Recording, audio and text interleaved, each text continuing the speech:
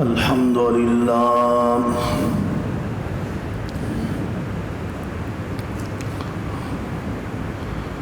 الحمد لله وحده والصلاة والسلام على من لا والصلاة والسلام على من لا نبي بعده. أعوذ بالله من الشيطان الرجيم. بسم الله الرحمن الرحيم. وإن من الحجارة لما يتفجر منه الأنهار وإن منها لما يشقق فيخرج منه الماء وإن منها لما يهبط من خشية الله وما الله بغافل عما تعملون. صدقت يا رب العالمين.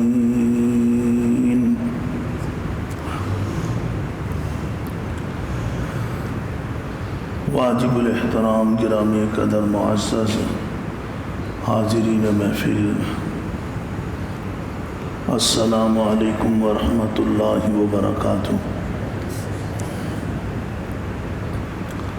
قرآن کریم فرقان مجید کی ایک آیت مبارکہ کی تلاوت اور سماعت کی ابھی سعادت حاصل ہوئی ہے.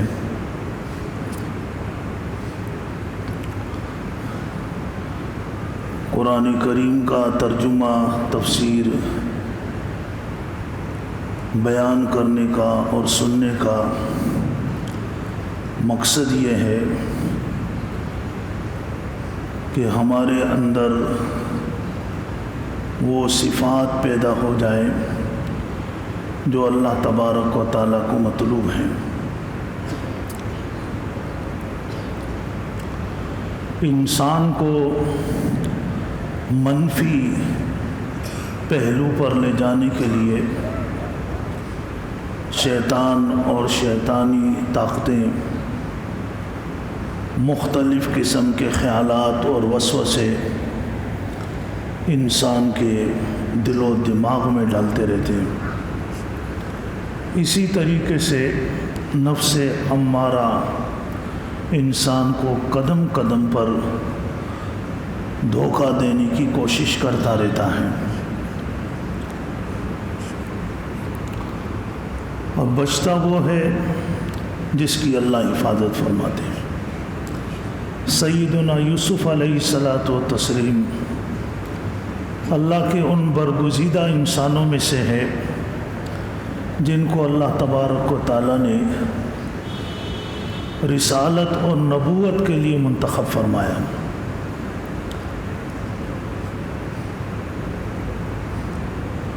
بڑی آزمائشوں سے گزرے، خاص طور پر عصمت نفس اور پاک دامنی کی آزمائش سے بھی ان کو گزرنا پڑا.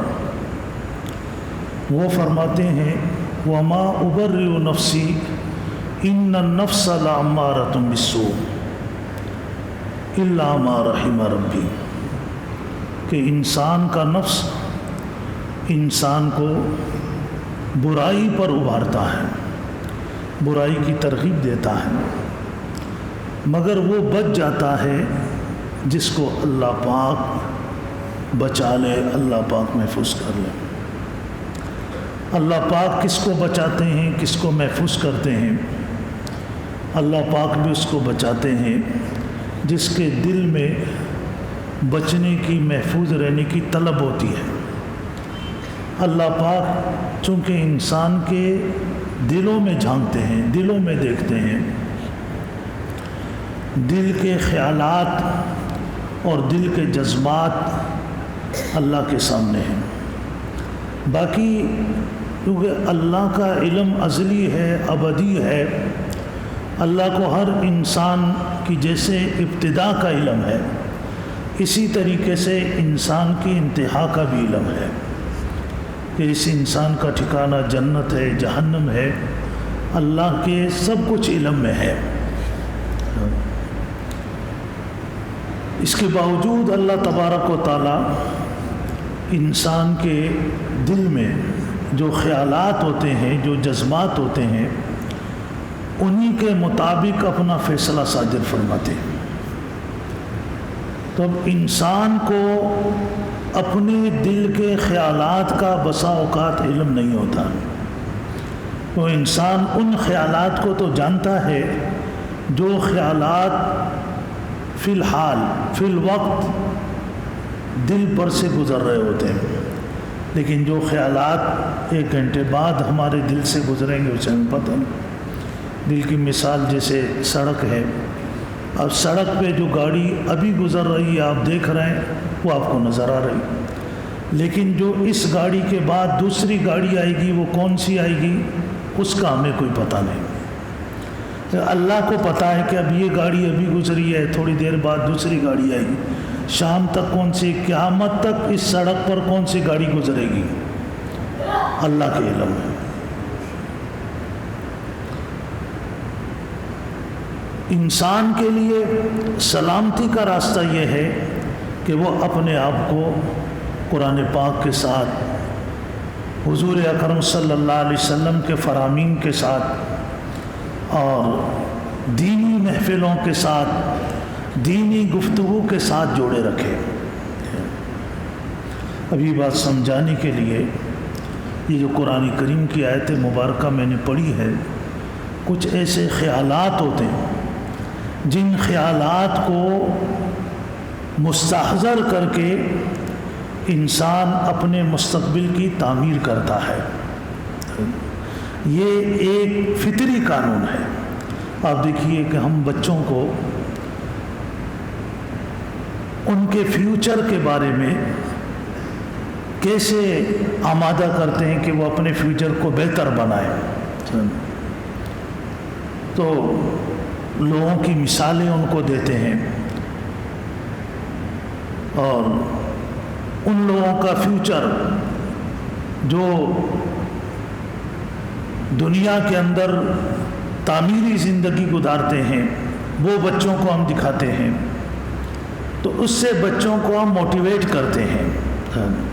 تو جیسے ہم بچوں کو موٹیویٹ کرتے ہیں ایسے اپنے آپ کو بھی آمادہ کرنا پڑے گا، اور اس کے لیے اللہ تبارک و تعالیٰ نے تو قرآن کریم میں کچھ مثالیں بھی دی ہیں کہ ہم ان کے اوپر غور و فکر کریں کہ وہ انسان کو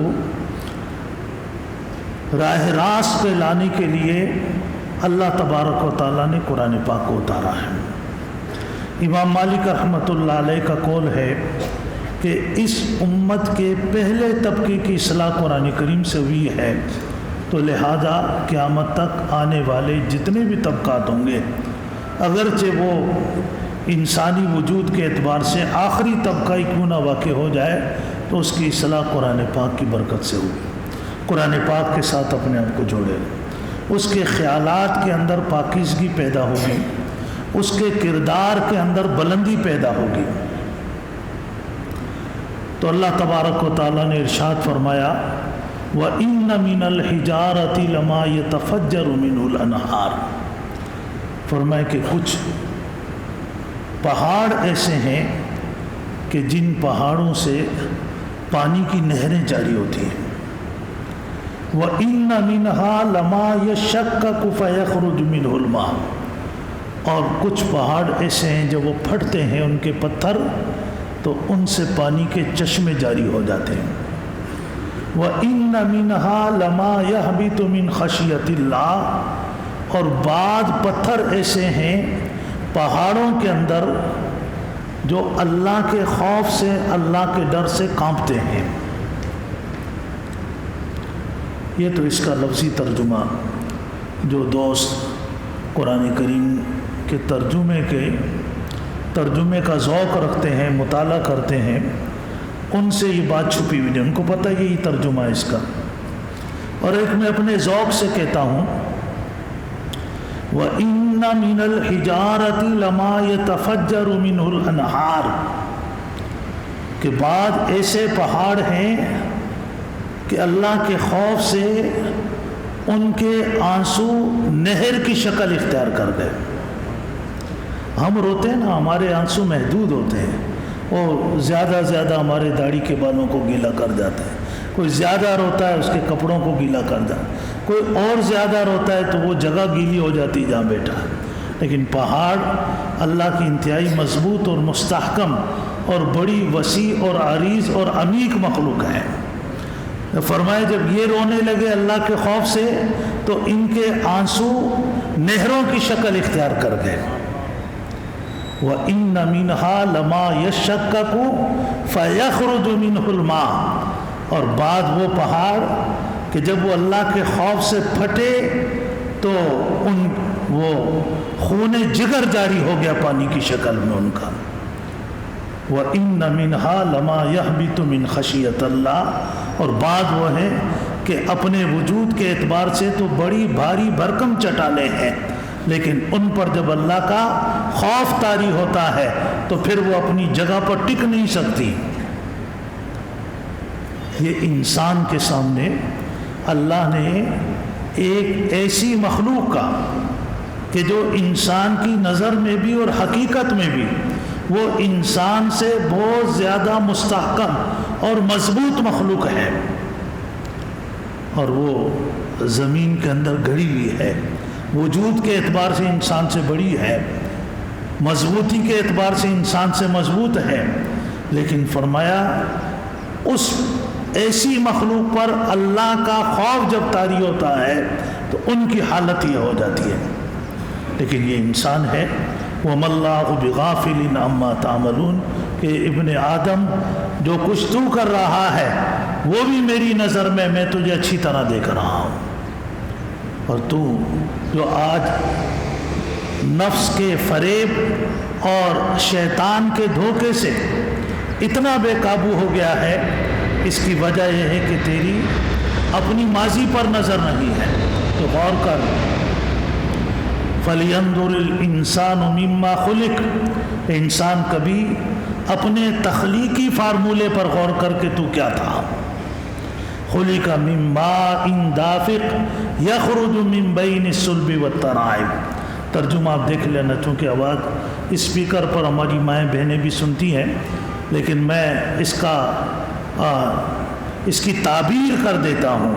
فرمایا کہ انسان تو جو آج اپنے حسن پر ناز کرتا ہے، تو آج اپنی تعلیم پہ ناز کرتا ہے، آج تو اپنی سفید چمڑی پر ناز کرتا ہے، کبھی تو نے غور کیا، کبھی تو نے سوچا کہ ہم نے تجھے ایک گندے غلیظ ناپاک قطرے سے اتنا خوبصورت بنایا، ناپاک قطرے سے محدث بنایا، ناپاک قطرے سے مفسر بنایا، ناپاک قطرے سے انجینئر بنایا، ناپاک قطرے سے ڈاکٹر بنایا.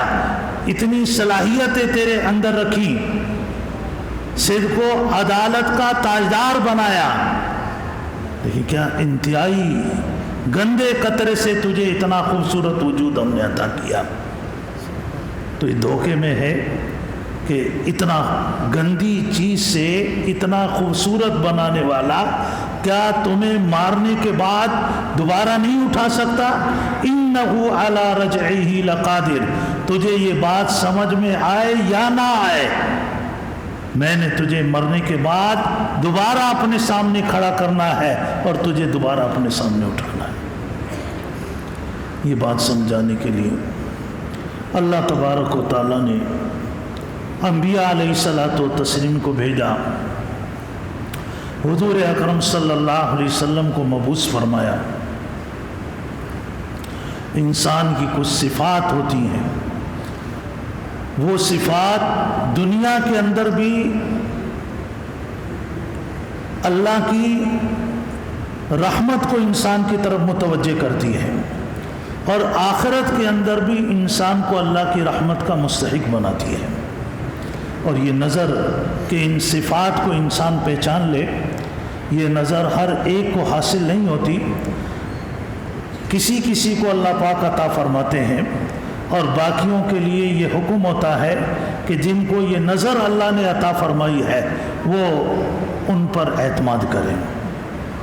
حضور اکرم صلی اللہ علیہ وسلم پر جب غار حرا میں پہلی وحی نازل ہوئی اور آپ صلی اللہ علیہ وسلم گھر تشریف لائے تو سیدہ خدیجۃ الکبریٰ رضی اللہ تعالیٰ عنہا سے فرمایا زملونی زملونی، کہ مجھ پہ چادر ڈالو، خشیت علی نفسی، مجھے جو اللہ نے امانت سپرد کی ہے مجھے خوف ہے، ڈر ہے کہ کہیں میری جان چلی جائے گی اور میں اس امانت کا حق نہیں ادا کر سکوں گا۔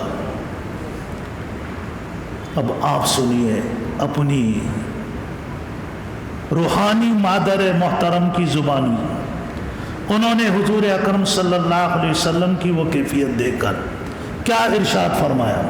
سب سے پہلے آپ کے حکم کی تعمیل کی، آپ کے لیے بستر بچھایا، تکیہ رکھا، اس پر آپ کو لٹایا اور پھر حضور اکرم صلی اللہ علیہ وسلم کے حکم کے مطابق چادر نکال کے آپ صلی اللہ علیہ وسلم کو پر ڈالی اور پھر آپ کے سرانے بیٹھ کر آپ کے مبارک زلفوں میں اپنی انگلیاں ڈال کر ارشاد فرمایا کلا واللہ باللہ، قسم کھا کے فرمایا کہ میں اللہ کی قسم کھا کر کہتی ہوں لا یخزیک اللہ ابدا، اللہ پاک کبھی بھی آپ کا نہ دنیا میں کوئی نقصان ہونے دیں گے نہ آخرت میں کوئی نقصان ہونے دیں گے۔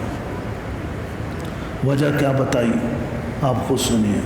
فرمایا کہ 5 ایسی صفات ہیں جو میں اپنی آنکھوں سے جب سے اللہ نے میرا رشتہ ازدواج آپ کے ساتھ جوڑا ہے، ازدواجی سلسلے میں مجھے آپ کے ساتھ منسلک کیا ہے، اس وقت سے میں دیکھتی آ رہی ہوں۔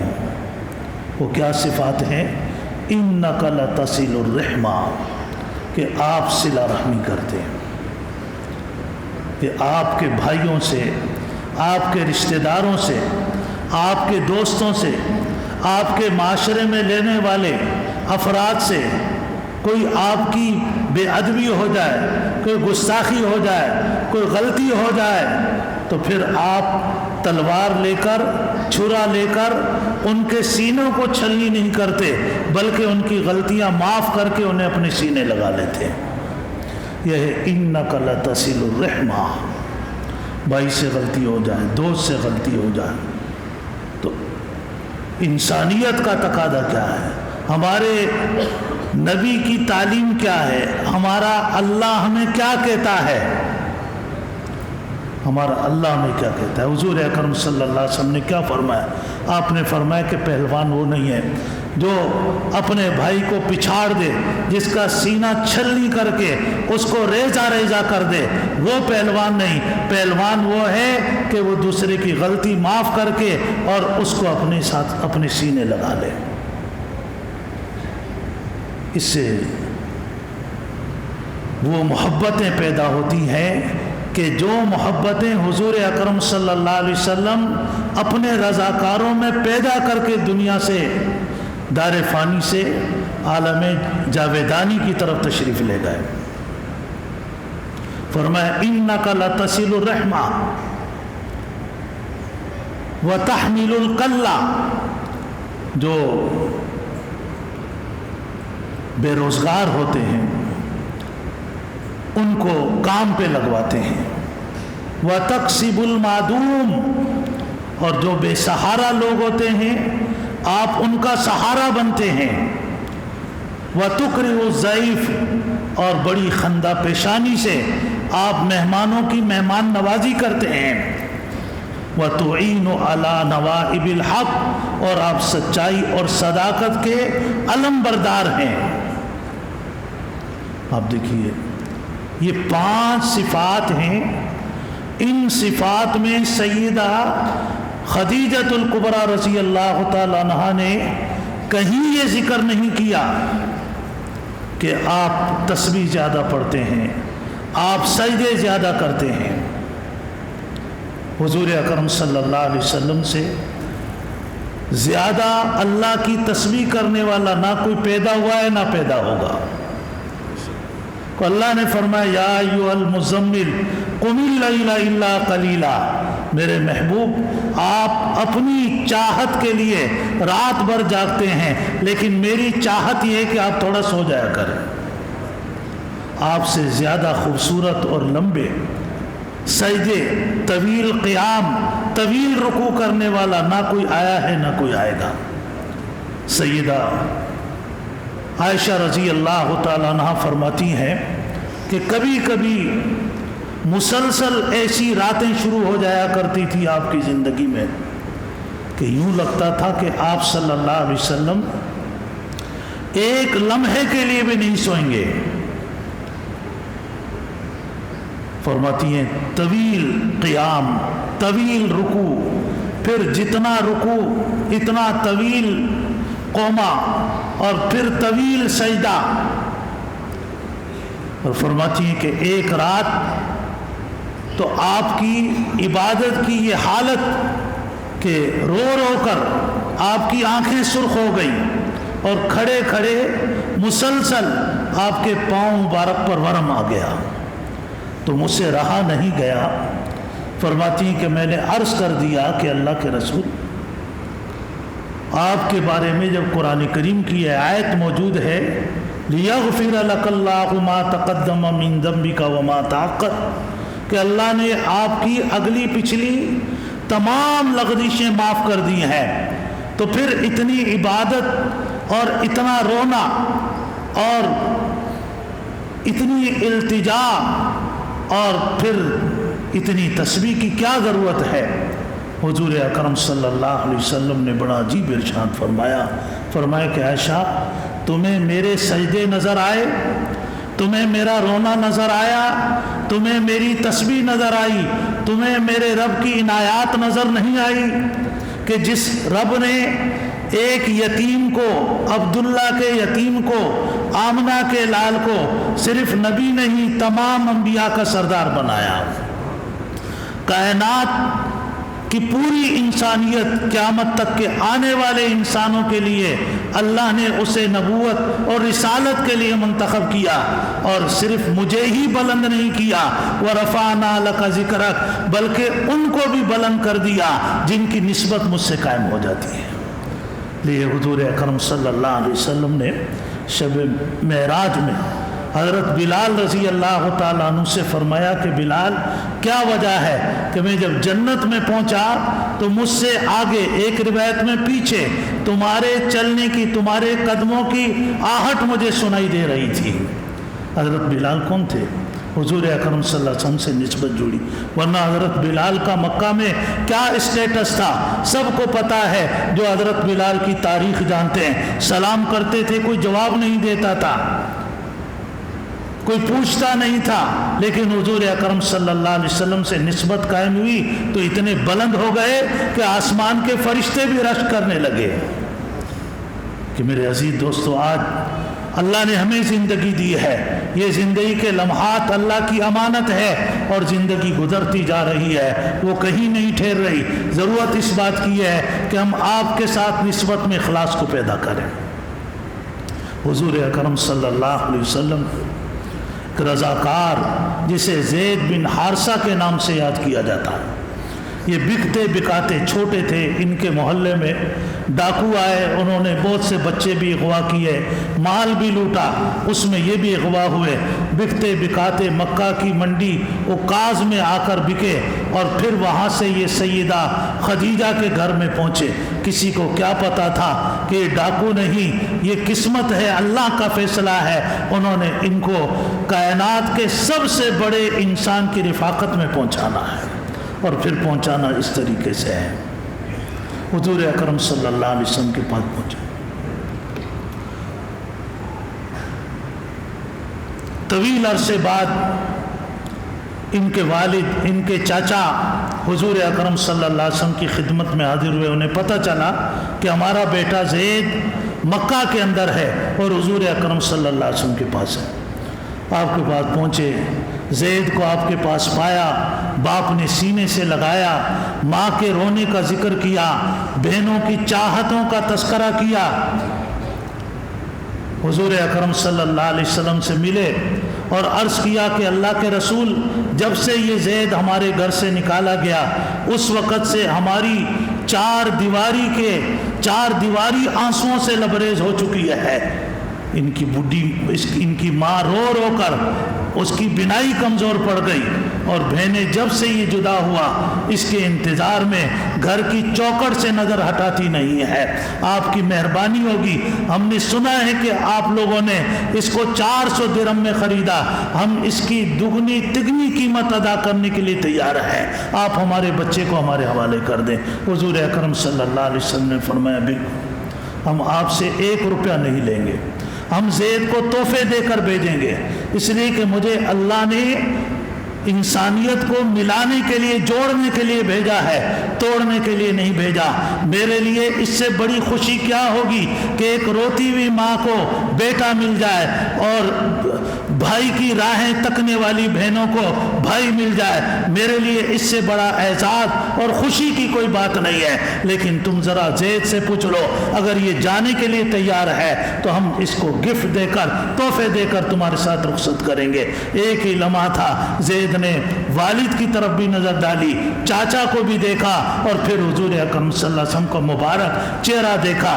دیر نہیں لگائی فیصلہ کرنے میں، والد سے کہنے لگا کہ ابا آپ سے تو یہاں ملاقات ہو گئی، زندگی رہی اماں سے بھی ملاقات ہو جائے گی، اگر دنیا میں نہیں تو حشر میں ہو جائے گی، لیکن میں آپ کا ساتھ چھوڑ کر اب آپ کے ساتھ نہیں جا سکتا۔ ایک طرف پدری محبت تھی، ماں کی یادیں تھی، بہنوں کی چاہتیں تھی، لیکن حضور اکرم صلی اللہ علیہ وسلم کی غلامی۔ باپ نے کہا کہ بیٹا سوچو، یہ غلامی ہے، یہاں رہو گے غلام کہلاؤ گے، اپنے علاقے میں جاؤ گے آزاد کہلاؤ گے۔ کہنے لگا ہاں ابا مجھے پتا ہے غلامی ہے، لیکن یہ وہ غلامی ہے جس پر کروڑوں آزادیوں کو قربان کیا جا سکتا ہے۔ لیکن آج افسوس کی بات ہے کہ ہم جو اپنے آپ کو جدی پشتی مسلمان کہلاتے ہیں، ہمیں آپ کی غلامی کا یہ شرف نظر نہیں آ رہا۔ آج ہم نے آپ کے احکامات سے باغیانہ زندگی اختیار کی ہے۔ کوئی قرآن کے اوراق جلائے ہمیں وہ گستاخ نظر آتا ہے، اس کی گستاخی میں کوئی شک نہیں ہے، لیکن جو قرآن کے احکام سے روگردانی کرے وہ کہاں قرآن کا چاہنے والا کہلائے۔ زندگی تھوڑی ہے، مختصر ہے، کوئی پتہ نہیں آج بھی جنازہ آپ پڑھ رہے ہیں، پہلے کبھی مہینے میں ایک جنازہ آیا کرتا تھا، پرانے نمازیوں کو پتہ، اور آج آپ دیکھتے ہیں کبھی دن میں 3 جنازے آ رہے ہیں، جا رہے ہیں، لیکن ہمارے دل آج پتھر بنے ہوئے ہیں۔ ان جنازے پڑھ کر، کندھے دے کر، قبرستان تک پہنچا کر اس سے کوئی عبرت حاصل نہیں کر رہے۔ اللہ ہمیں سمجھنے کے عمل کی توفیق نصیب فرمائے۔ وآخر دعوانا الحمدللہ رب العالمین۔